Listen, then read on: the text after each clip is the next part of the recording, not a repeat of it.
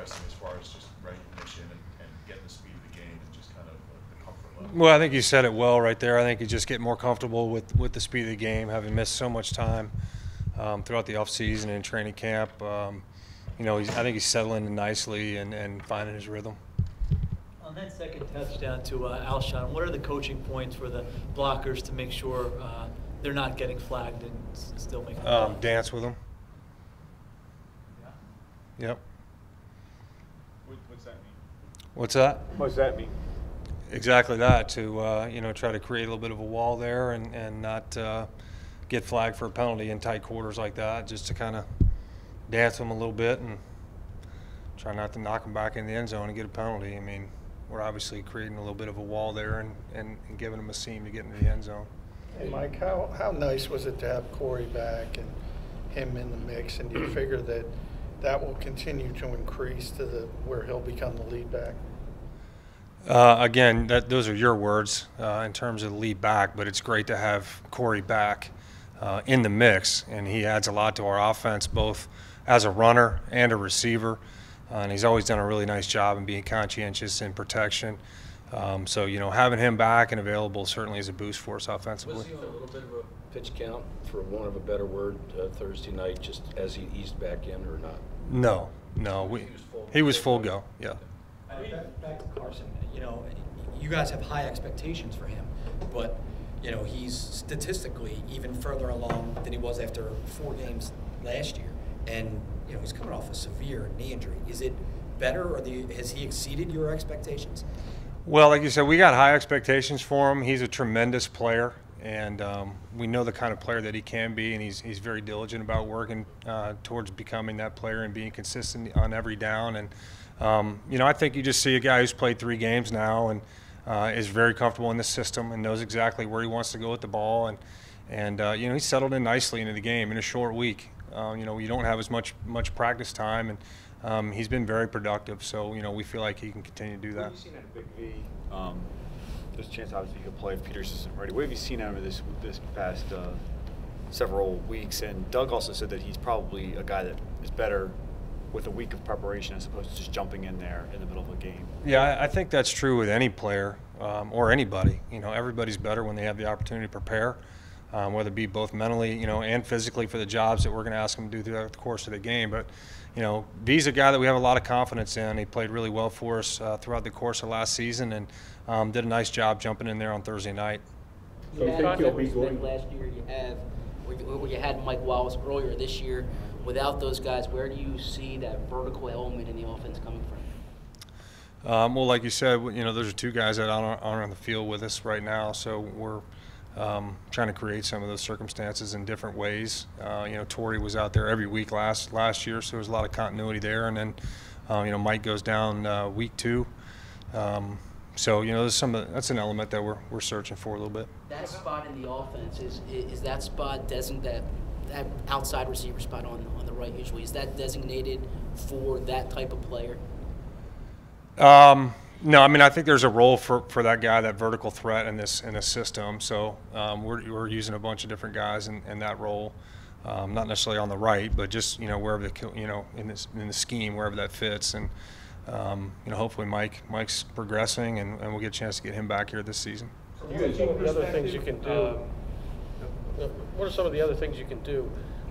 You know, just to keep these points going, because when you do score points, when you do score 4 touchdowns, you're basically undefeated since Doug's gotten here. And you know, is it a matter of just continuity in practice, or is it more to it?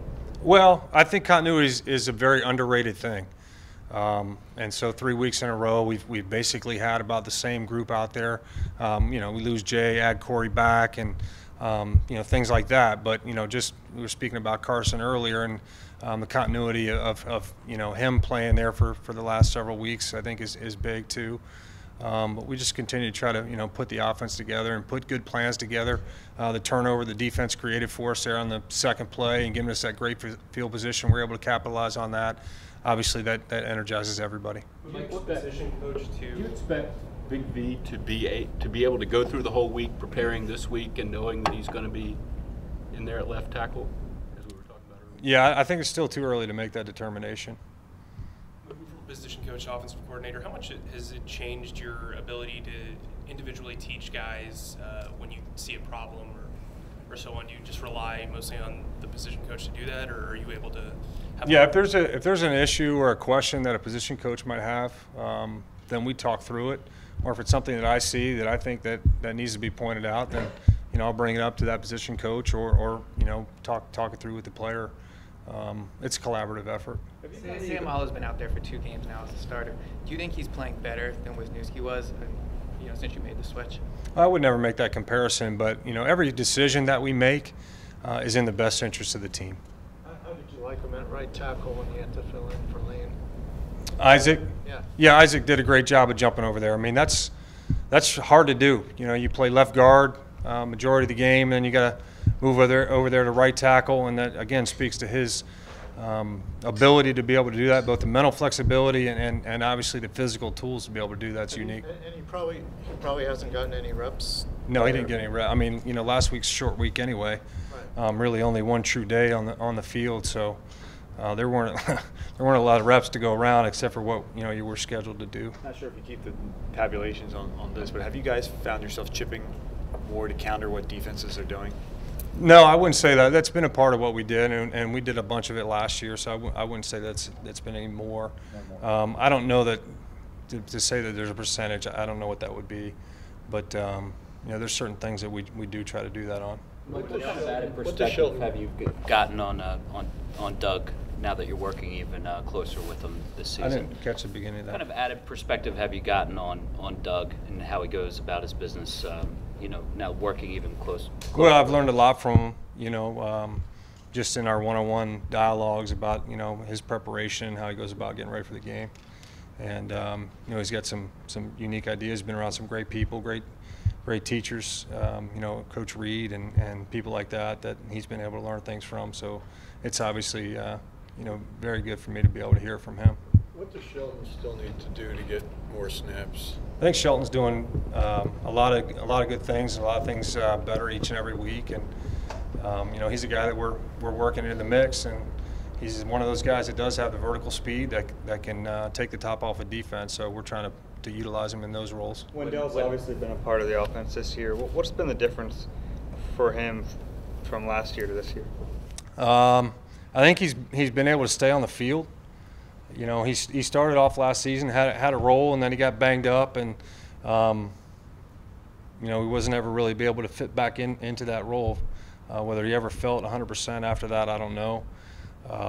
But he's been very consistent with his performance and very diligent with his preparation in all areas, whether it be running the ball, catching the ball in the backfield, and protecting the quarterback. Wendell's did a good job. What was your assessment of the way Jason Peters was playing before he suffered that biceps injury? JP's obviously a valued member of our offensive line. He's got Hall of Fame credentials, and we're lucky that he's our left tackle, and we're hopeful that he's going to be able to continue to play for us. When Nelson has a game like he had, 2 big plays on plays that weren't necessarily designed to get him the ball, do you use that as a sort of a coaching point for the rest of the guys? Well, those off-schedule plays or plays that don't necessarily come off in a game the way you practice them. Those kinds of plays change games, and you see it each and every week, not just with the Eagles, but throughout the NFL. So it was heads up on Nelson's part, particularly the ball that's tipped that he grabs out of the air and then turns that into a first down and an explosive play, and then the other third down conversion. Where Carson pulls up, we're not in rhythm, and Nelson does a good job of seeing it down the field. And breaking to his left, and Carson sees him, and we got a big play. So those plays change the game. I think we talked a lot about continuity in this interview, and that's part of it. Just the fact that those two have played ball together, and now here 3 weeks in, kind of starting to find that same continuity and familiarity with one another that they had throughout the course of last season.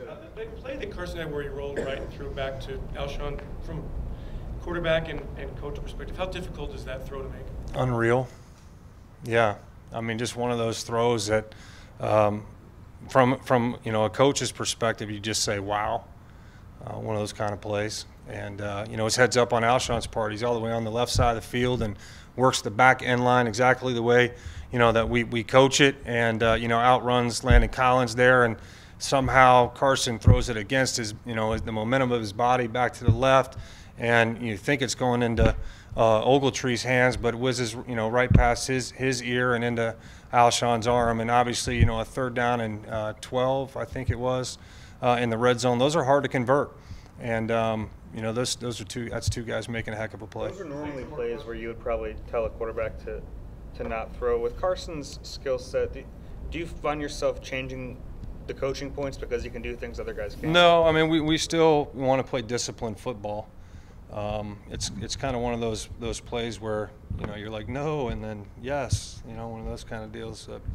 But we have absolute trust and confidence in Carson and his ability to see the field and make the right decision. And like I said, those two guys made a heck of a play to get us off to a fast start. I'm sorry, that was your most complete offensive performance against the Giants. What areas do you feel that you can build on and improve on from that win against them? All the same areas that we've been talking about every week. I mean, I know we're 9 of 16 on third down. We left some third downs out there that we thought were makeable, that we'd like to have back, and that we're coaching off of today on the tape. In the red zone we're 4-6, but we want to be 100% scoring touchdowns down there. We know that we need to score more touchdowns, and just to talk about those two areas in particular, there's two areas there that we can improve on, and some of the other areas in terms of penalties and negative plays, those things were much improved, and it's a testament to the guys and how they prepared last week in a short week and how determined they were to go up there and play well. Mike, one more on Carolina. Could you talk about what you've seen from that defense? Big, strong, physical defense. I mean, up front, very hard to move. They're big and hard to run against. Luke Kuechly, obviously, it's a chess match with him on every down in terms of, his ability to read and react and understand what the offense is trying to do to him and attack their defense. So we know we got our work cut out for us. Excellent scheme, very good players. We know it'll be a challenge this week. Mike, when you look at that defense, is your biggest focal point Luke Kuechly? I think so. I mean, he's one of the premier middle linebackers in the league, and not only is he supremely talented, but he gets everybody aligned and gets them going in the right direction, and so he poses a significant challenge. Thanks, Coach. Thank you.